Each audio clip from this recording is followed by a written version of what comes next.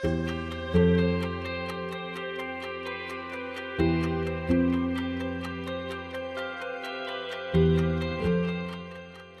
everybody, it's Annabel and welcome back to my channel. In today's video we're going to be updating on the Maxillaria variabilis that I bought back in February and repotted with you guys into 3 separate mixes. Kyodama, LECA and small grade Pumice from Bonsai in the UK, which is a fantastic bonsai media supply store that I found and tried out a few media from, and I actually prefer the quality of their media to almost any other that I've tried. And they're actually very inexpensive, so I would definitely recommend them as a supplier. So from Bonsai, we have the Kiodama, which is branded as ST because Kiodama is like a regional name and they can't use that, so they've just called it ST, but it is their version of Kiodama.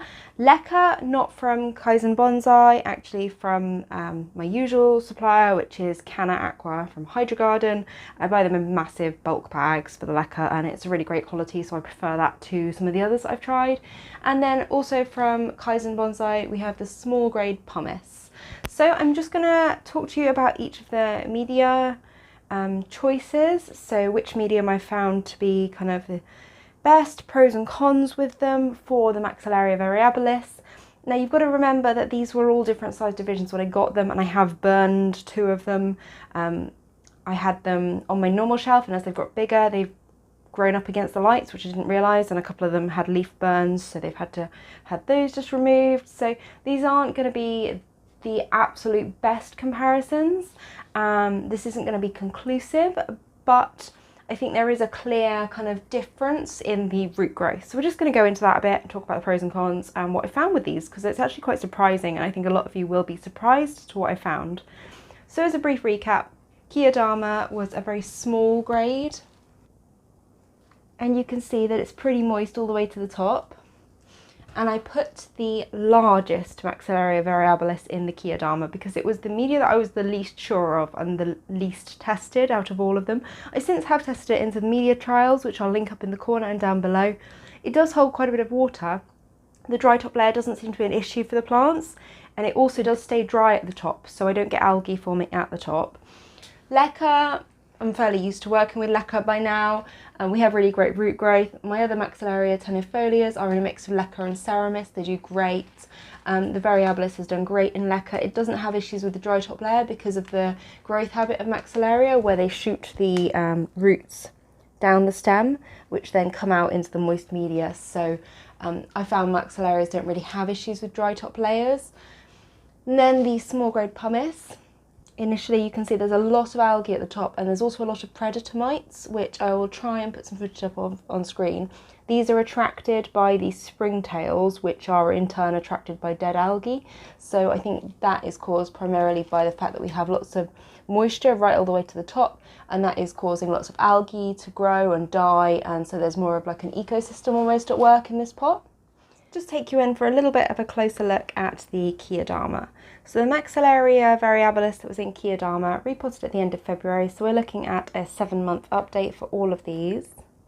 Moisture right the way up to kind of this level here, and then we have a dry top layer. Doesn't actually seem to be an issue. We do have quite a lot of algal growth, showing that there is moisture quite high up in the pot. Also, if you can see, there's some filamentous moss growing. We focus in on that moss a little bit better. So that shows how moist this particular media is staying, but the roots absolutely love this.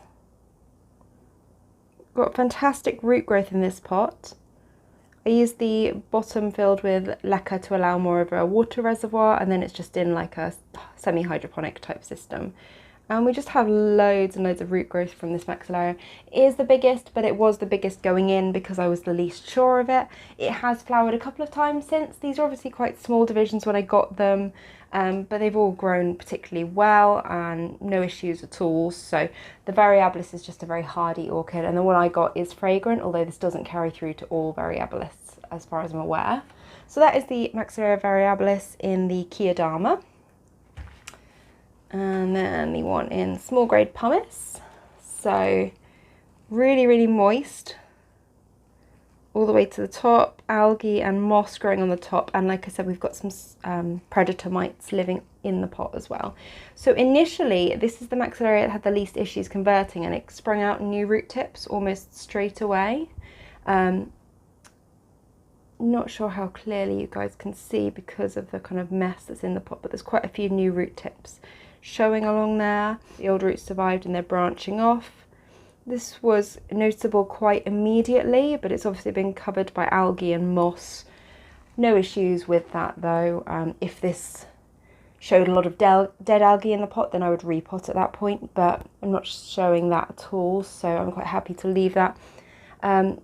Again, I can't really say much about the size because they were different sizes when I got them, so I did burn this one the most against the light. You can see some chlorosis where they were really close to the light and some little bit of burning where this was resting up against the light, so it's a bit unfortunate that I did that. These are grown on the shelf where I'm still using some fluorescent tubes. I've just got 2 fluorescent tubes that I use for kind of seedlings, smaller plants. They're quite bright and they're blurple. Not my favourite, but they do the job very well, so I kind of put seedlings, small plants, things that want really bright light under them. And yeah, just these guys are doing really well, and the small grey pumice again seems to be a suitable medium for it, although I'm not noticing the same level of root growth as I was with the Kiodama.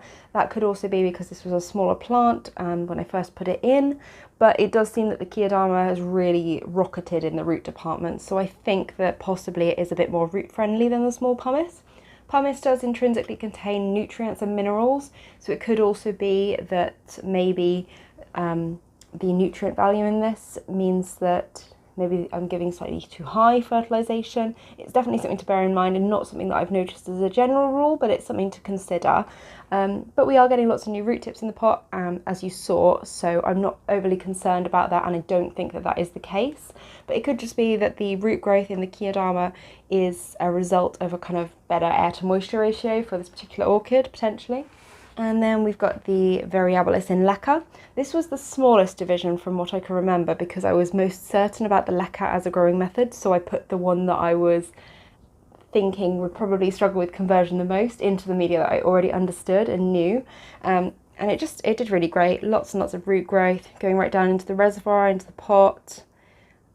And lots of algae forming, but again, this isn't an issue until it dies off really. Maybe it's competing for nutrients slightly, but I just don't find it to be much of an issue in pots. In the long term, I probably pop these into self-watering pots with an outer mask that would block light accessing and therefore eliminate the algae problem. New root tip cutting down there, you can see. Got a few kind of cases of new root tips. Yes, it looks a bit like a ecosystem in there, but you can kind of see where the algae has formed and then been eaten away by the springtails living in this pot. If you let the water level drop a bit, the springtails kind of eat it as it dies.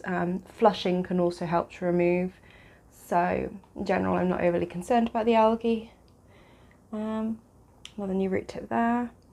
Just in general, it's done very well, looking very healthy. All of them are plump, all of them are doing well. Can't compare too much in terms of size because they're all different sizes when I put them in, but in terms of root growth, the Kiodama has actually done the best.